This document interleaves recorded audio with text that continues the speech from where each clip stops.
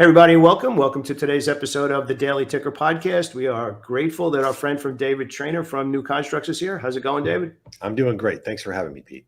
All right, awesome. We got a big difference from the last month. We are now, I don't know if we're necessarily going to say we are in a confirmed downtrend. I know a lot of people are getting very uncomfortable with the quote unquote stress-free trading that we had the first 6 months of the year, and especially rocketing higher from May through July. And I know on our side, we were spending a lot of time saying, make sure you make what you're supposed to right now. This is going pretty hard, pretty fast. A lot of these stocks are getting way beyond what their normal moves are. And lo and behold, we're in August and everybody's getting chopped up. And here's the big thing. And I don't know if you see this on the investment side of things, but when you're making what you're supposed to when it's good, it's a lot easier to be patient when it's choppy. And now we got a lot of people who are trying to make up for they didn't take advantage of, weren't prepared to make as much was available during May through July. And now they're pushing it a little bit and probably digging themselves an unnecessary hole. And I know I can tell you this from long time trading experience, that when you begin speculating, trading losses hit you like a punch in the stomach. However, once you start to have a little bit of a track record, what bothers you more is not making more in your winners, and the losses just become a business expense that's a part of being a speculator, right? So it's interesting to have members of the community who are kind of on both sides of the spectrum, where they're angry they didn't make what they were supposed to. Now they're overtrading, and it's not a good spot to be in, but that's the whole point of coaching, is to calm them down and say there's plenty of opportunity. You don't have to push it now. So I guess first is, do you think we're in a reversal, or is this overvalued market just taking a break? Well, I thought we've been in a reversal a few times, Pete, but it turns out we reversed back. So, the 2022 was a nice sort of reversal. In 2023, things have gone crazy. We've seen the meme stocks come back. I didn't think we'd ever see that again. Like, it's the height of speculation and stupidity and riskiness, in my opinion. And, I think that's just part of sort of calming the beast. It takes a while to choke out a dragon. There's a lot of dead man spasms before someone finally gives up the ghost. You know what I mean? Mm-hmm. And I think that the Fed is not going to be out chopping heads off like maybe Volcker did. They realize there needs to be a slower, more deliberate approach to really change long-term behavior. And that means you don't just wipe people out. You make them feel pain slowly over a long period of time. Intermittent happiness and euphoria is going to kind of emerge. And I think that's where we are in the market now. And I think the downtrend we're going to be experiencing over the next couple of months is the market finally digesting the higher for longer is here to stay. And that's going to change the paradigm around the economy and the stock market. Do you, I know this is very opinion type thing, and obviously everything we talk about here is for educational purposes. I kind of feel, I've been in the markets pretty much for 23, 24 years now, and there seemed to be a much slower pace to things kind of back then. I kind of feel like everybody, including investors, are chasing quarterly returns now as opposed to actually investing. What are your thoughts on that? I don't know. We all saw, you read the book Flash Boys, right? High frequency trading or milliseconds. It's a super short-term market. I remember back in the early 2000s, my old boss, Michael Mauboussin, pointed out a paper that his great colleague and a guy who Mauboussin introduced me to as well, Al Rappaport, wrote a paper in the Wall Street Journal, or an article in the Wall Street Journal, pointing out that holding periods had gone from around 7 years to less than a year on average. Wow, that's a huge difference. Which was a big deal in the 90s or early 2000s. I would say holding periods are in the days now on average. Yeah. If you take into account all the high frequency trading, they're probably in less than a second on average because the high number of those trades that we see. So I think it's a super short-term oriented market. So short-term that people don't believe that they need to take the time to understand fundamentals, which, to your point, at the beginning of the meeting here, how much you were empathizing with how much it hurts people when they kind of start to lose on speculating. And I think that's what I try to bring to people, is some peace of mind that what you're doing is based on solid ground. You're not building castles in the sky. That's speculation. Solid ground is fundamentals. So if you see a setback, you want to probably buy more, as opposed to realize you waited too long to get out. So that kind of actually takes us to the next thing, which is overvalued versus it's still going up. And the value, I think that probably William O'Neill did the best job of this, where it's not fundamentals or technicals. Even if you're 100% fundamental, you still have to have some criteria that tells you this isn't valid anymore. There has to be. I mean, there's no other. I mean, everybody quotes, well, Warren Buffett never sells a stock. Well, you're not Warren Buffett, first of all. If you get a margin call, you're not Warren Buffett. So again, everything here is for educational purposes. I don't care if you're just fully fundamental. You still need a metric or a way of saying this. My original thesis is no longer valid. And whether that's technical, a change of earnings, a change of margins, whatever that happens to be, I think it's just smart. Whatever time frame you're trading, but specifically we're talking about investing in this particular moment. And the reason I'm bringing it up is we get a lot of people come into our communities, and we'll go to NVIDIA as an example. It was beautiful. It was absolutely amazing the way it was going up, and those that were long and closing their eyes and just continuing to stay long kept getting rewarded. And now that it's pulling back, those same people are wondering what they did wrong, looking for reasons why it's happening, and they're not factoring in the fact that the stock was up, what was it, 200% in 6 months? That's not normal. It's not normal, and they can't maintain that unless more AI mania comes out. But even still, speculation is about what's likely to happen next and what's the justifiable risk. And I think a lot of people put that second part out the window.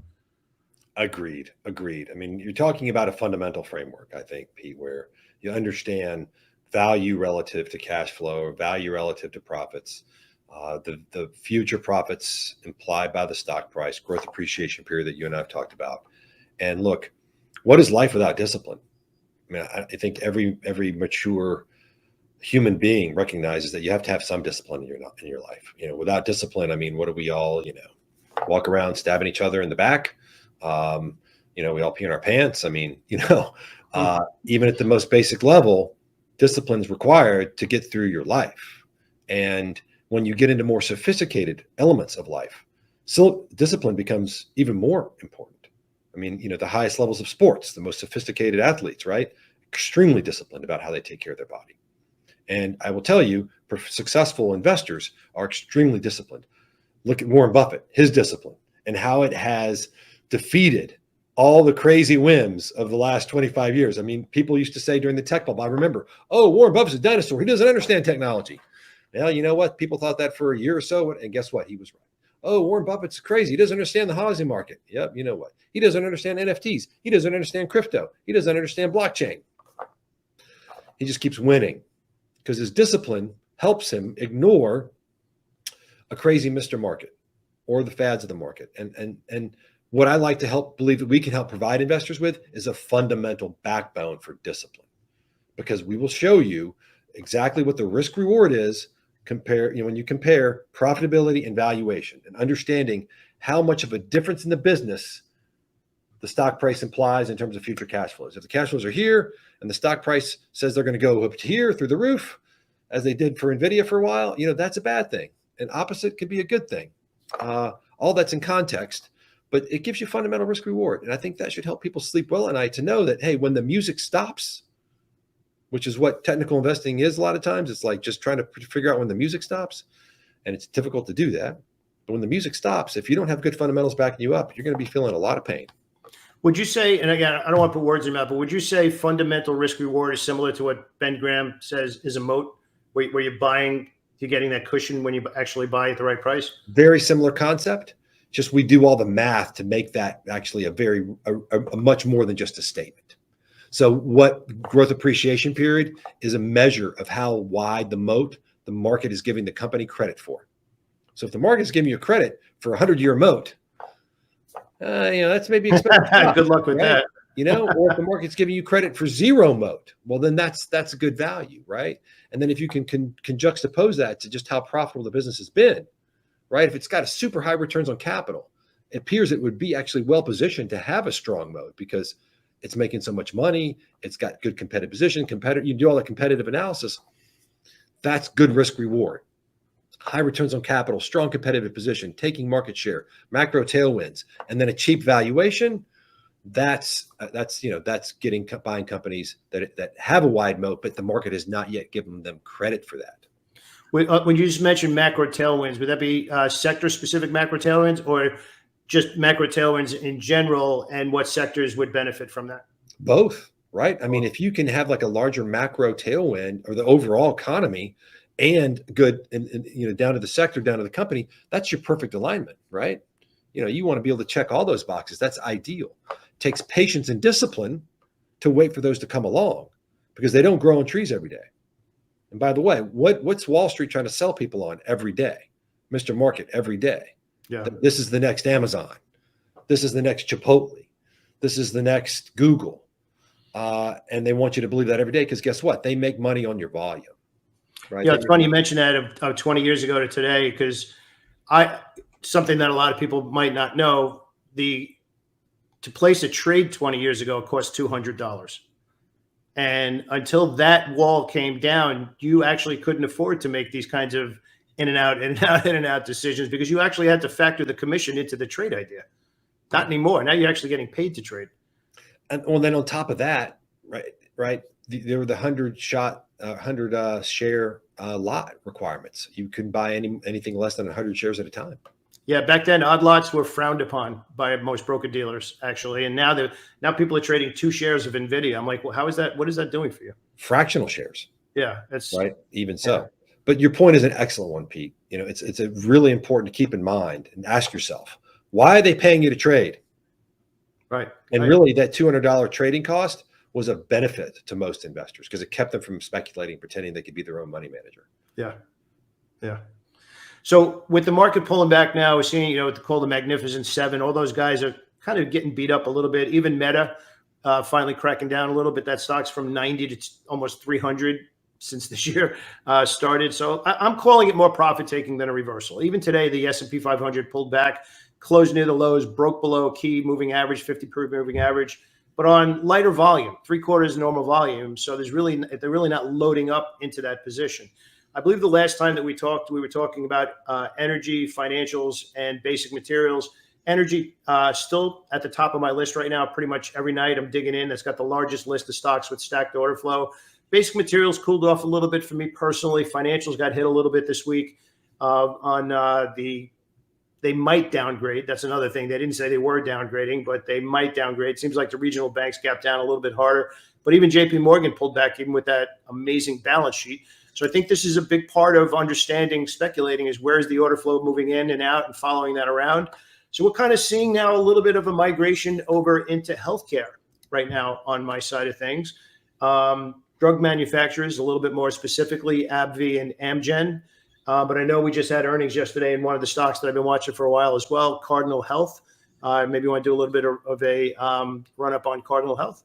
Yeah, Pete, we've been pretty bullish on healthcare for a while in spots, right? And Cardinal Health is a really interesting one to do a deep dive on. So you'll see that we've got a neutral rating. And I get this question all the time, like, hey, David, it was I have a short strategy and it went from unattractive to very unattractive. Is that good or bad? I'm like, there's details oftentimes. You can't just take this rating, assume that it's perfect gospel and just trade on that. You need to kind of understand what's going on. And with Cardinal Health, I think a very interesting story is playing out because look, the valuation is good and attractive. 14% free cash flow yield. The price to economic book value is a little bit high, but the market implied growth appreciation period, again, really cheap. So digging a little deeper into the rating breakdown, and we see, the economic earnings really steady. Yeah, a little bit of a downturn, right? But accounting earnings all over the case, all over the place. But we see a nice steady economic earnings number, which is helpful. Return on invested capital, similar deal, right? And it's headed up. Where people are going to get caught up and miss the boat, I think, Pete, is when you break down return on invested capital into its 2 prime drivers, and that's the NOPAT margin and invested capital turns. So margins are going down. People boo-hoo, they hate that, right? But look, invested capital turns are going up. We're seeing more balance sheet efficiency, and that's creating value enough to offset the decline in margins so that you're seeing an overall return on invested capital here in the trailing 12 months. That's a really important picture. So when you take that into account, you come back up here and you say, oh, you know what? Maybe quality of earnings is on the upswing.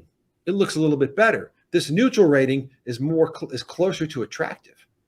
And look, we say this all the time. The rating today is not what matters as much as where the rating is going to be in the future, right? And so if we can anticipate a turnaround in the underlying economics and the stock looks cheap, that's a great place to be. So that's my way of saying that Cardinal Health looks interesting. We have suspended the rating for a minute here because they're late in getting us their 10K, and it could be coming in any day now.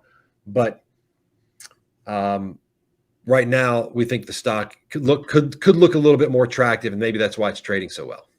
Okay, so you actually mentioned margins there before. Maybe we'll hop into a different stock that has been beaten up a little bit. Target over the last 6 months to a year kind of went sideways, broke down pretty big just before earnings came out. Earnings and sales disappointed just a little bit, but the conversation shifted over to improving margins. So maybe we could take a look at that today through your lens. Yeah, Target's been one of our focus list stocks for a while, and we just sort of saw it as like a premium version of Walmart. Like it's where a lot of people would want to go otherwise, and they had a similar kind of business model, and they had a really high return on invested capital. And internally, we've had to take a breath and say, okay, wait, are we still confident about our thesis? Because you can see with earnings here, economic earnings have come way down. Return on invested capital took a nosedive after looking really good when we put it on the focus list and things look great. This last year was a real, punch in the gut. And so we've become not as bullish on Walmart, because we think it's fully valued. And then we, of course, turned our attention to Target to say, okay, if, Target might be the same thing. I mean, because, it's so competitive and growth is so hard to come by. You don't want to assume that there's a lot of easy upside in future fundamental improvements. And so we're pretty bullish on the idea that margins are going to have flattened and maybe back on the rise. The earnings just came out today. We'll get the Q in the next day or so. We'll update our model as soon as that happens. And if we can see margins kind of coming back, we're gonna remain more bullish than if we see margins continue to decline. Because if Target's effectively kind of lost its edge, we want to get out. Okay, so that's a good breakdown. So actually, Walmart as well, coming up on Thursday, if I'm not mistaken, is scheduled to report tomorrow. Yes. And I believe it's trading near all-time highs, or maybe it just pulled back the last couple of days with the rest of the market. We saw probably around 6 months ago, there was a 160 price target put out on it, kind of danced around, got to that 160 price target, and it's kind of been back and forth at that level for a while now with, I believe earnings are scheduled tomorrow morning, but I could take a look at that just to confirm that. I don't want to hold anybody hold me to that. I keep saying definitely scheduled for tomorrow. I don't remember if it's before or after hours. But it's been dancing right around that 160, 155, 160 level now for the better part of 4 months with earnings coming out. Yeah, Walmart is one where we just said, it's a little bit too expensive to justify the current stock price. They've got to bring their margins from 2.8%, which is the lowest since 1998, up to 3.9%, their 10-year high, grow revenue by more than 3% compounded annually. That's above the last 10-year CAGR of 2.6% for the next 10 years. So best ever margins, better than historical growth for 10 years to justify $156 a share. It's important. The company must outperform these expectations if the stock is to offer upside to investors. They got to do even better than that, like meaningfully better than that. They just barely beat it. Well, then, you're going to go from 156 to 156.5. You know what I mean? So it's got to be a significant material beat. And so, our take is that, this is just a little bit too expensive. This is, as a lot of things are expensive, and people just love to pile on and ride these expensive stocks up. And, whether it's Wayfair or other meme stocks, I mean, that feels good in the short term. But to your point, Pete, if it's built on, if it's an investment, in a castle built on sand or on speculation, people could be taking a lot of risk and potentially put themselves in a place where they're going to be feeling a lot of pain and loss. Yeah, we saw that. I think probably the biggest stock that I've seen that in the last few years. I don't know if you remember Kodak, when Kodak went from $6 to 68 in one day, or two days at the most. It was one of those moves that was very, very reminiscent of the dot-com boom. And I show it to people all the time in our community about managing risk. Yeah, it went from $6 to $68 in literally, I'm pretty sure it was less than 3 days. And we had people asking, should I pile on? Should I pile on? This is not going to stop. And right back down to where it was. And people that didn't listen got caught holding the bag. So my point is, and this is really like the biggest thing that I've really been kind of spreading the gospel on in my community, as much as we read the tape and read the order flow, the stocks that have the extra juice behind them, that juice, which is sustainable and predictable, comes from the financials. And even if you're not going to dive in to read balance sheets and income statements and cash flow and all that kind of stuff, there's plenty of places, especially obviously new constructs, where you can get in there and get a little deeper dive and just have a little bit more conviction, because it doesn't take a lot of profitable trades. It takes the right trades that you really thought through. And technically, a lot of people understand the technical side of the market, but understanding why you should be accepting that risk in the first place is really what separates somebody from holding the right idea. And really, your win-loss percentage doesn't mean anything, because you hold one idea and you kick out all the small profits and small losses. It doesn't take a lot of them. It takes the right ones. Yeah, that's right, Pete. I mean, for me, everything comes back to fundamentals. I mean, that's where you start. That's the basis. That's your foundation. If you've got that, you got an opportunity to build some discipline around a strategy. Without that, you're driving at night without your headlights.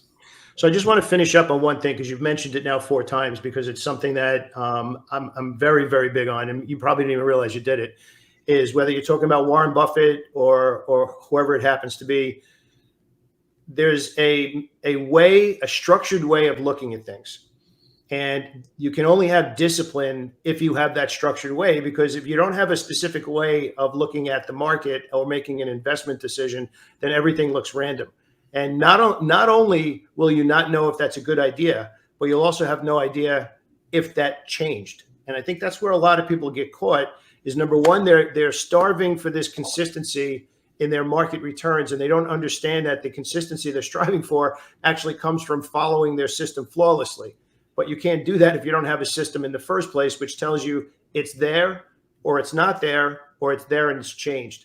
And I think that's really interesting. I couldn't wait to finish up with that, because you had mentioned it 4 times without saying those exact words. If you don't have a structure or a systematic way of looking at whatever your investment is, then you're just guessing at that point and hoping it moves in your favor. And that's obviously why we're doing these podcasts. We don't want anybody to feel that way, and just kind of pointing, even if you just wake up and say, he's right. I saw it on a scan last night, or I saw it on a podcast. No, you got to make your own decision. You got to dive in a little bit deeper. It's that structure that leads to the consistency. That's something that a lot of people just don't really know. Yeah, I would call it a philosophy. Right? What's your philosophy? What is your overall philosophy about what investing means? Are you a gambler? Are you a speculator? Are you an investor? That's one of the first things we teach our analysts. There's a big difference. An investor is someone who invests trying to earn a yield in the asset over its life. A speculator is somebody who's trying to predict the day-to-day psychology of the market.